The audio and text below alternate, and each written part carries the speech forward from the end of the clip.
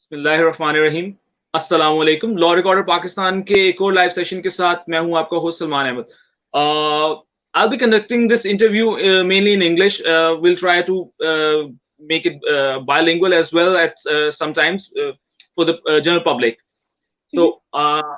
today our guest here is a very special lady, the superwoman, uh, who has just made wonders in the field of law. She's actually visually impaired, but she's a criminal barrister, and she has uh, done her graduation from Brunel University, London, and she has also completed her recently LLM from the University of Law. Rest we'll ask from her, Miss Haleemah Farooq. Ma'am, welcome to the show. Thank you so much. Assalamu alaikum to everyone. And, thank you so much for inviting me. I was really happy to hear from you on LinkedIn and really, really happy to be here.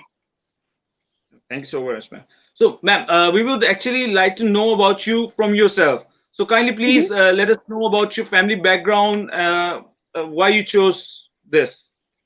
Yep, of course. So I live in the UK and I went to school here and university here. Um, I am I'm visually impaired. So what that means is I come under everything to do with being blind. So I'm known as legally blind because I don't have enough eyesight to not be to see, if that makes sense. So you know how some people would wear glasses that can correct their eyesight, glasses can't correct my eyesight. um so if I do a little demonstration, अगर आप अपनी आंखों के ऊपर hand रखो, अपनी right I के ऊपर एक हाथ रखो और फिर लेफ्ट आई के ऊपर दूसरा हाथ रखो, मगर लेफ्ट आई के ऊपर थोड़ा सा gap, that's how much eyesight I have, but probably even less. And I've had the same eyesight since I was born, but it wasn't because I have eyesight. I was able to sort of do everything, and my mum didn't realize that I had something wrong with my eyes until I was about 3 years old. And this is a funny story actually, because I was in Pakistan when it happened. मैं अपने नाना अबू के घर में थी और मैंने अपने school के लंच के पैसे मैंने ज़मीन पे गिरा दिए थे। और ऑब्वियसली हम सबको पता है कि पाकिस्तान के घर बहुत शानदार हैं और उनके ज़मीन भी बहुत शानदार है, तो ज़मीन के ऊपर डिफरेंट पैटर्न्स होते हैं और डिफरेंट कलर्स होते हैं, तो मुझे अपने पैसे नहीं नज़र आ रहे थे, तो मैं अपना हाथ ऐसे इस्तेमाल करके ढूँढने की कोशिश कर रही थी। और फिर मेरे नाना अबू उधर खड़े होके मुझे देख रहे थे और बोल रहे थे कि इसकी आंखों में कोई कमजोरी है, क्योंकि पैसे बिल्कुल सामने पड़े हुए हैं और इसे नहीं नजर आ रहे। तो फिर वो मुझे मेरी अम्मी कराची से है, तो फिर वो मुझे कराची के हॉस्पिटल में लेके गए थे और उधर उन्होंने कंफर्म किया था कि she has a visual impairment, तो बेहतर होएगा कि आप इनके साथ दोबारा इंग्लैंड चले जाएं और उधर की हॉस्पिटल में इनका इलाज करें। तो इलाज तो हो नहीं सकता, क्योंकि जो मेरी आई कंडीशन है वो डॉक्टरों को नहीं पता कि मेरी आई साइट इतनी कम कैसे हुई है। मेरी अम्मी और फैमिली भी उनके भी टेस्ट हुए हैं, मगर it's not genetic. I am the only person in my family that has this condition. So इलाज के तौर पे कुछ हो नहीं सकता, क्योंकि ना उनको पता है कि कैसे हुआ है, उनको ये भी नहीं पता कि क्या है। और मुझे बताया गया है कि शायद फ्यूचर में मैं अपनी पूरी नज़र लूज़ कर सकती हूँ। तो yeah, in a nutshell, that's pretty much my eyesight.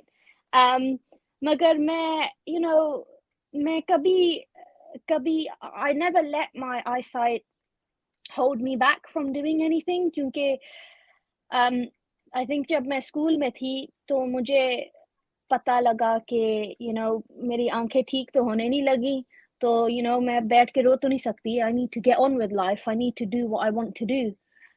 तो जब मैं स्कूल में थी तो मैं सब कुछ करती थी, सारे स्कूल शोज जो होते थे, सारी स्कूल के अंदर जो ट्रिप्स होती थी या एक्टिविटीज होती थी, मैं सब करती थी, क्योंकि मुझे I like it, I like being involved. um और I know लोग देखते हैं और बोलते हैं कि oh wow you're so inspirational. मुझे लगता तो नहीं है कि मैं कुछ शानदार कर रही हूँ, क्योंकि मैं बस अपनी जिंदगी जीना चाह रही हूँ जितना मैं कर सकूं with the little sight that I have. तो लो भी मैंने इसी वजह से चूज किया था कि मुझे मुझे बातें करना अच्छा लगता है, I like public speaking. और यूके के अंदर दो दो टाइप के वकील हैं, एक है बैरिस्टर और दूसरा है सोलिसिटर. सोलिसिटर वो होते हैं जो ज़्यादातर पेपर वर्क क्लाइंट का करते हैं, और फिर वो जाके बैरिस्टर को देते हैं, और फिर बैरिस्टर कोर्ट के अंदर खड़ा होके विग पहनता है और गाउन पहनता है और जज के सामने बातें करता है. तो मुझे वो साइड ज़्यादा अच्छी लगती है, मुझे पब्लिक स्पीकिंग ज़्यादा अच्छी लगती है. So that's the career path that I've chosen. All right. Well, you said that you think that what you're doing is not extraordinary. You're just living your life, but we think you are an inspiration for all of us, all the women, all the men who are just who sometimes when feel like lethargic, or sometimes they feel like they won't survive in this field. So they should look to you and should seek inspiration from you, that you are doing it, and if you can do it, and you are not letting your visibility, you don't let it come into the way, and you just do your work. So we all should get inspiration from you. So my next coming to the next question. So how difficult did you find coming or going through this path? Well, firstly, Salman, thank you so much, because that's really sweet. I'm when I put my picture on LinkedIn and my other social media, I didn't expect it to get the amount of reception that I did, but I'm happy that it's reached so many people, and I'm talking to you from Pakistan. So thank you so much. I hope that people can. I don't want to say they should use me as an example and say, oh, she can do it, then I can do it. But if someone can be motivated, or it helps them in whatever way, then I'm very happy. But in terms of my journey to law, it was very up and down. So when I started, so I've got I've got 3 law degrees. In the UK, you need to do a qualifying law degree, so that's the LLB, and I did mine for 4 years. Then you do then I did a combined bar course and LLM at the same time. So I was at uni once, but I did both of them at the same time. So that gave me 2 degrees. So my first LLB that I did in Brunel, I can honestly say, hand on heart, that I was, when I started the university and when I left the university, I was not the same person. When I started my university, I didn't really know what I was doing. I was just going into lectures and taking notes and trying to do my best. And then at the end of first year, I really sort of sat down, and I was thinking, I was like, something needs to change. This isn't working. I need more help. How other people are taking their notes, I can't take my notes like that. I'm struggling. I can't see what's on the board. Sometimes I miss what is on the board, and then I can't write it down. So I'm only using my ears, and that's not good enough. I need someone who is able to take notes for me. And I actually had that service in place already, but I didn't use it. So when I started my second year, I went. It's called like the disability department. I can't remember the proper word for it, but that's basically what it is. And you go there, and that's that they have all your information, and you say to them, okay, I need a note taker for this day, this day, this day. I need a reader for this day, this day, this day. And in the UK, you might know that in the winter, it gets dark at like 5 o'clock. So I asked for someone to help me get from my lecture to my accommodation, because it was so dark that I was struggling. I couldn't see, I couldn't walk.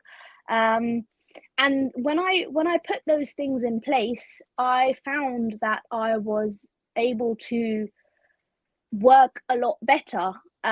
Obviously, all the assignments and all the coursework and all the exams, that was my own hard work. That's something that has to come from yourself, that but other things that can help me make it a little bit easier, I was happy to have them put in place, because otherwise I was just struggling. And these things are supposed to help you make it equal between you and someone who doesn't have a visual impairment. It's not supposed to give you more support than them. It's supposed to make sure that everyone is at a level playing field.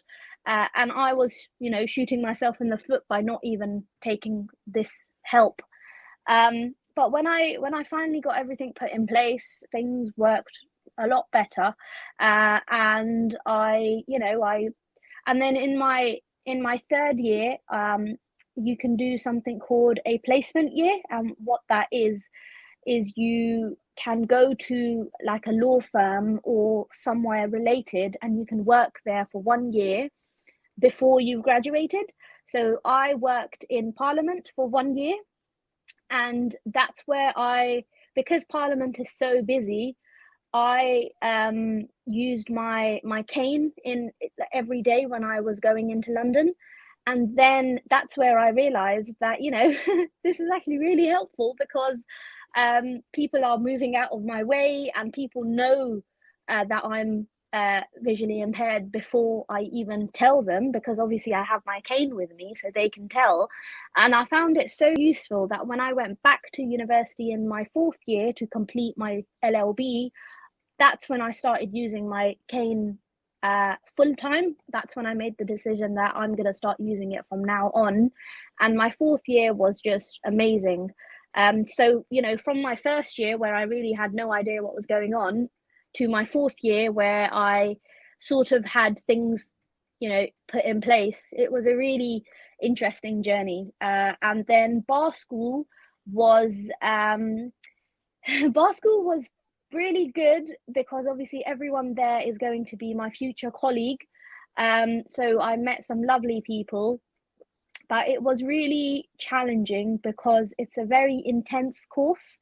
And you're doing it in you're in every day full time, and you do it in a year, and there's 13 modules. 13 So there's 13 modules, which means that there's 13 exams. And then there's 3 centralized exams, which are set by the Bar Standards Board, who's the authority that governs all the barristers in London, in England and Wales. And they're a bit tough. So I had to redo them a few times, because I was taking them through COVID, and obviously COVID was a difficult time for everyone. So I only recently passed. I passed last October, and then I got called to the bar this March just gone, so last month. And now I am looking for something called a pupillage, which is the practical experience that you need before you become a practicing barrister. So currently in the UK, I am a barrister at law, so a unregistered barrister. And then in order to become a registered barrister, I need to get a pupillage. And I applied this year. I don't think I was successful, so I'll apply again next year, and I'll keep applying until I get it. Well, I wish you best of luck for that. You've mentioned your cane.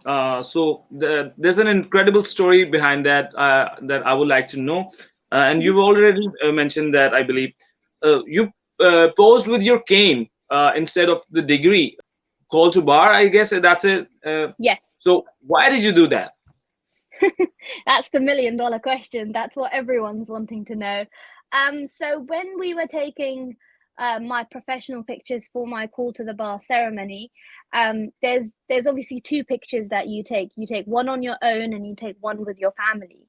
So the picture that I took on my own, I chose to have my my white cane. It's called a white cane, but technically I've actually got it personalized, so it's actually pink now. But I chose to have my white cane in the picture with me because I just think it, when you look at it, you can see that I'm blind. I've got my scarf on, so you can see that I'm a Muslim. You can tell I'm a female, and you can tell all my different attributes. And I felt it was quite important to have my cane in the picture because without my cane, you wouldn't be able to tell that I'm visually impaired. And I think it's empowered me. It really has. Like, I've been using my cane for about 4 years now, so 2019 I started using it, 19, 20, 21, 20, yeah, like 4 years now. And I wish I would have used it sooner. I wish I would have used my cane when I was in secondary school because it would have really helped me and saved me a lot of trauma. But I am happy, where I am now. And I just thought it was quite significant as part of my own journey, part of my personal journey, that I have my cane in my picture because that picture is for me. And I shared it with everyone, and I'm really happy that it's, received a lot of attention. But the reason that I did it was because it meant a lot to me. And that picture is going to be framed in my house, and then I look at it and it's going to make me happy. So that's why I did it. Well, that's great. That's great. So I would like to know that you're going to do the pupillage now. You're going to apply for that. So what is the main fields of practice? What is the area of practice you're going to choose? What's your preferred area of practice? So I'm quite interested in criminal law. In the UK, or I think in any sort of country, the two main areas of law are commercial or criminal. And so obviously commercial is where you look for money as the conclusion, whereas for criminal you're looking at punishing them, sending them to jail and stuff, sending them to prison. And I have always been interested in criminal law. I put it this way, I don't like commercial, so it must be criminal that I'm interested in. And so yeah, that's where my interest comes from. And I feel as though that's sort of where all the interesting cases come out as well. Although commercial law does have a lot of very interesting work, it's not the area that I'm passionate about. I'm quite passionate about criminal law. And you never know, it might not work out, as soon as I qualify, I might be like, this isn't working, but I don't know that yet. So until I get there, we're gonna stick with criminal law. So if we see, अगर हम अपनी इधर की local society के बारे में ही बात कर लें, पाकिस्तानी सोसाइटी के बारे में, तो जब डिसेबिलिटी किसी भी बच्चे को आती है, इफ अगर चाइल्डहुड से ही है उनकी या फिर बाद में भी आ जाती है, तो एक फैमिली सपोर्ट जो होती है वो थोड़ी सी उस इमोशनल सपोर्ट तो मिल रही होती है, फिजिकल सपोर्ट भी मिल रही होती है, बट एक आगे किसी फील्ड में साथ सपोर्ट उस तरीके से नहीं किया जाता और मुआशरा भी हमारा उस तरीके से सपोर्ट नहीं करता. So what do you have to say about that? How much support did you get from your parents and from your surrounding, from your friends? Yeah. So in terms of support from my mum, she, mashallah, I can't fault her. She gave me all the support. मेरी अम्मी ने हमेशा बोला है कि अपने पाँव के ऊपर खुद खड़े होना सीखो, तो ये बात अम्मी मुझे बोलती है और मेरी सबसे छोटी बहन को भी बोलती है, जो मेरे से 15 साल छोटी है. और this one thing has been very empowering because Ami doesn't care that Sadia ko nazar nahi aata, she shouldn't do this. Ami always says पहले पहले खड़े हो, like go forward, do it yourself. मगर मैंने और अल्हम्दुलिल्लाह मेरे बहन भाई भी बहुत अच्छे हैं. पहले जब मैं थोड़ी छोटी थी तो उन्हें इतना समझ नहीं आता था कि मुझे सही से नज़र नहीं आता, तो वो इसलिए वो बैड एटीट्यूड नहीं था कि सादिया तू ठीक है, वो नहीं बोलते थे, मगर आई थिंक उन्हें जितना मुझे एजुकेशन मिली है उतना फिर मैं उनके साथ शेयर करती हूँ, फिर वो मेरी तरफ से देखते हैं कि बोलते हैं यस ओके.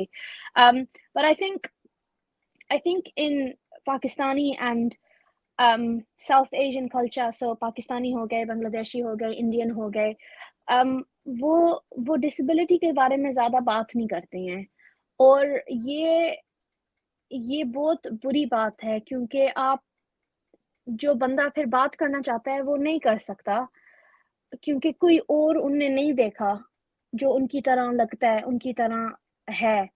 सो और ये भी थीम है कि अगर आपका बच्चा डिसेबल्ड है तो माँ बाप ये बोलते हैं कि ओ हम बर्बाद हो गए, या ओ बेचारी, अब हमें इसका देखभाल करना पड़ेगा पूरी पूरी पूरी जिंदगी, ये हमारे पे मोहताज होंगे. And this is very negative, it's very negative, and it's very demeaning. You don't want to say that to your child, because it's not your child's fault that they have a disability. उन्होंने shop में जाके खरीदी नहीं है, अल्लाह की तरफ से है, और they can't do anything with it. तो आपको भी ज़रा उनसे पूछो वो क्या करना चाहते हैं, उनसे उनकी मदद करो जितना कर सकते हो, और उन्हें अपने पाँव पे खड़े होने दो. मगर हमारी सोसाइटी में ये है कि अगर किसी के पास डिसेबिलिटी है तो उसके बारे में बात ही नहीं करेंगे, एड्रेस ही नहीं करेंगे कि इस बंदे के पास डिसेबिलिटी है. और फिर क्या होता है कि वो बंदा ये बड़ा ये it flips. It's like, oh, I'm okay because I don't have a disability. And people that don't like the using word disability, I think it's really bad, because that's just what it is, that's just what it's called. And and you should accept it, and you should try move forward with it. So I've accepted, and I know that it's difficult for some people. So I say this with with care, is that the only reason that I'm so confident about speaking to people about my disability is because I have accepted that it's not gonna change. It's not like एक दिन मैं उठूंगी और मेरी आंखें वापस आ जाएंगी, even though मैं जब भी नमाज पढ़ती हूँ इसी की दुआ करती हूँ, मगर I know reality में there's a very low chance of that happening. So we just need to be realistic, and we need to be a bit more open, and not be like, oh तू ठीक है, तुझे इन चीजों की जरूरत नहीं है. That's not good, that's negative. So yeah. If you would get a chance to make changes to the system and to the society's to change the society's mindset regarding all this, or maybe in the legal field, what would you change? I don't know whether I would change anything, but I think it's really important for people to be educated on other people's lives. So whether that be someone has a disability, or whether that they are from a different area, we should all be respectful. Islam हमें सिखाता है कि किसी का मजाक नहीं उड़ाना चाहिए, no matter what they are. अगर वो कुछ हैं जो आपका मजहब आपको नहीं सिखाता, इसका ये नहीं मतलब कि आप उनका मजाक उड़ाओ, because हमारे रसूलुल्लाह सल्लल्लाहु अलैहि वसल्लम ने ये भी हमें सिखाया है कि किसी का मजाक नहीं उड़ाना चाहिए. So I think there just needs to be better education around religion and culture and society, because I think some people, maybe from the older generation, they mix it all up, and they don't want to learn. They are not moving with the times, and they are stuck in their ways, and that is not good. All right. All right. Thank you so very much, Miss Haleemah Farooq, for giving us time, your precious time, and for joining us. I would like to conclude the show here. It was a great interview. You have let us know about your difficulties and about your journey and the hurdles you faced during this journey. It's quite motivating and inspirational. Thank you so Thank you very so much. much for having. Thank you for having me. Honestly, thank you.